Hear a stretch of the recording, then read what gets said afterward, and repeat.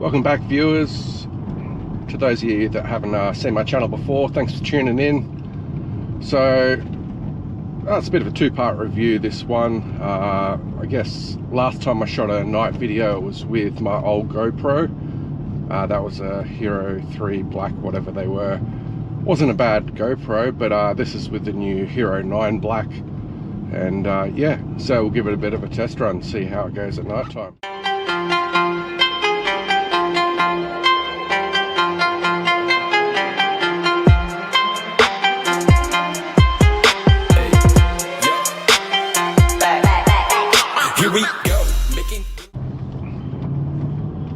So I thought I'll talk you through the top 5 things I love about the 300 while I do this windy mountain drive, so just stick with me.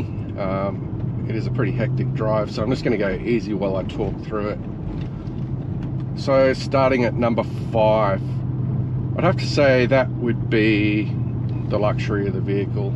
I mean, it's just such a comfortable cruise. It's got leather Alcantara, carbon fiber, steering wheel's leather, paddle shifters feel really nice in your fingers. The 1% of things like the cooled seats or heated seats, heated steering wheel. You've also got the heated and cooled cup holders, which really do work.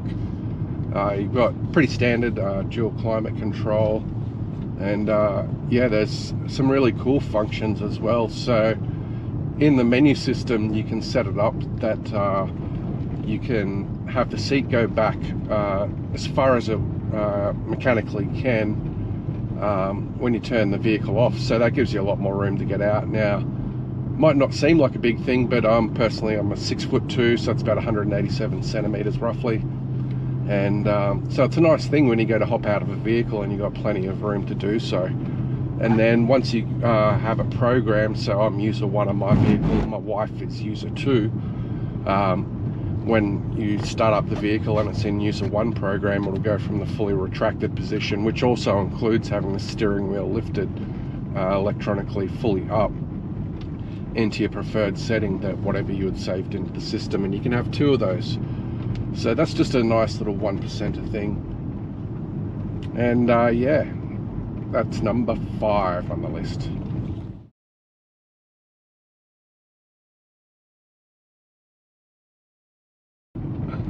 That brings us to number 4. Number 4 on the list, I would have to say, is the handling of the vehicle. Being a high-powered rear-wheel drive, big boat really, it's about 2 tons or close enough to it. I think, I might be a little bit exaggerating there. It might be 1890 something. I don't know, I'd have to check the stats to get into that. It does handle really well. You've got the Brembo brakes, which do a fantastic job of stopping it. They're really, really good. If you have to stomp on the brakes, you have confidence. The vehicle doesn't jitter about, it feels nice and safe.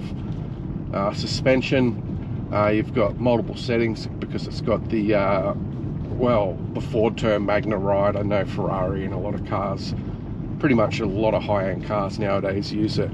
But having that really transforms the vehicle. If you've got it in the comfort mode and you're just cruising down the highway, it really does suck up the bumps well. And then you've got your sportier modes and then track mode. I haven't really used track mode, I think once, and it really is suited to some good bitumen. Definitely not like what we're in at the moment.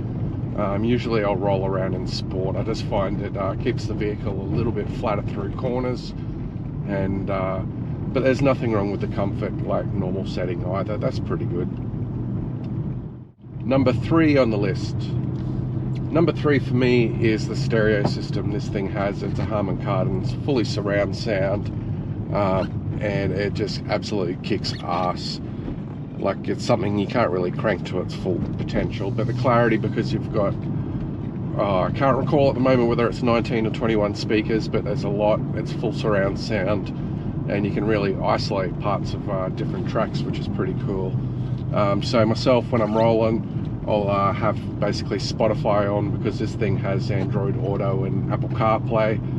So I've just upgraded my phone. It used to be pretty touchy and wouldn't work that good, but I've just upgraded to the new Samsung S20 Ultra, and with a USB to USB-C port, I've got perfect Android now, so that's resolved that. And yeah, so I'm a happy camper when it comes to the tunes while cruising.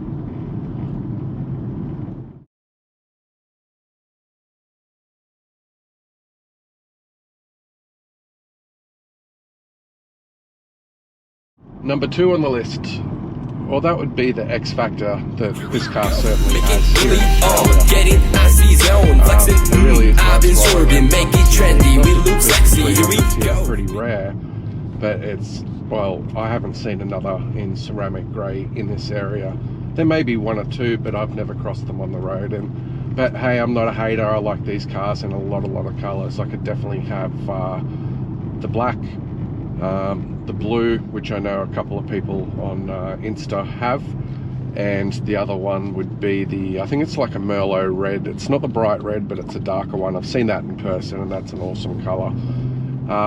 It's definitely a vehicle that turns heads where it goes, whether it's just its presence, and you notice it more in early morning or late afternoon light. Like if it's clean, this thing just pops and looks really good. And look, at the end of the day, I don't really care what they think. When I walk away from it, it's really nice looking back and just seeing the 300 looking all sweet. But yeah, there's other funny things you'd notice too in driving the vehicle. I mean, this is a very, very loud exhaust, and it makes a freaking racket when you're giving it some. So if you're just taking off from the lights or just give it a bit of a blast in the streets, I mean, you're definitely going to make some noise down that street. So I've had a few, particularly kids, which is kind of cool, I guess. Like, it's nice to see kids still interested in muscle cars, know what they see before it comes up to them. Then you see them trying to, like, you know, G you up or egg you on just to give it a bit of a blat and make some noise for them. And you see a couple of genuine smiles on their faces. So yeah, that's number 2.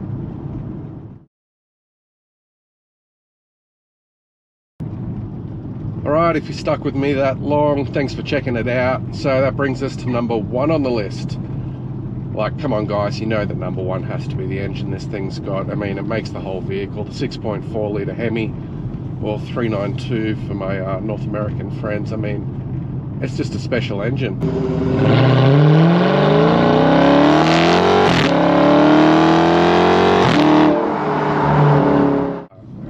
Got so much low down torque, so just for your daily cruising, it's just fun. You don't have to give the throttle much, but you can just sort of lean on the throttle.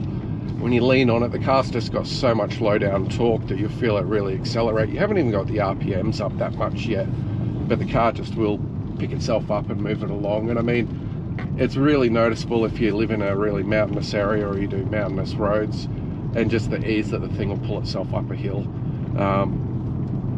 It's noise, obviously. I mean, coupled with the exhaust they got on this thing. I know people do change the exhausts, and I mean, it's your ride if that's what you want to do. And they sound sick, they absolutely do. But this sounds so good in stock form. Like, it's the deepest, most aggressive exhaust note, and it screams when you get up to high RPMs. And if you hit it at the right spot, which I've found through a bit of driving and testing, that if you get your gear change at the right spot, you can make the exhaust really crack.